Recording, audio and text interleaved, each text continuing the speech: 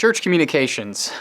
I don't know what to say about church communications that maybe hasn't already been said, but there are about 3 points that I think are really important when dealing with any type of communications. I think the biggest thing to think about is who is your audience. Now, as a church, we like to think that everyone is our audience. But with all due respect, not every ministry is going to appeal to every single person, either in your church or in your community. So when you're formulating your communications message, I think that's a really big thing to be honest about, is that not everyone will be interested in what you're promoting or talking about.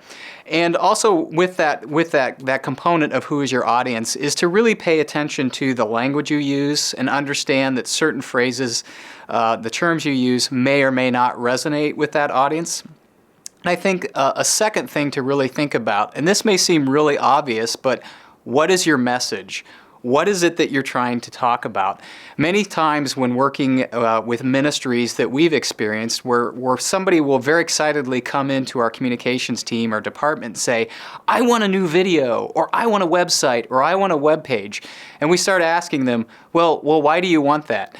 And then we realize that they don't really know why they want it. They don't really know what it is that they want to say. And so really the important part to really think about too is, what is it that you're trying to say? What is your message? A website is not a message. Even an event or a brochure is not a message.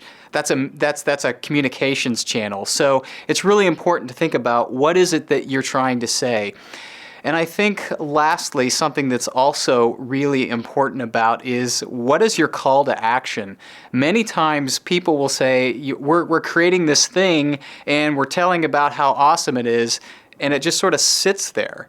So if you're asking for volunteers, say that you're asking for volunteers. If you have an event, make sure that it's clear that people understand that they're invited to the event. Or more importantly, we want you to invite somebody to this event. So I think really sort of those 3 key things in communications are important: are who is your audience? What is your message? What is it you're trying to communicate? And is there a call to action?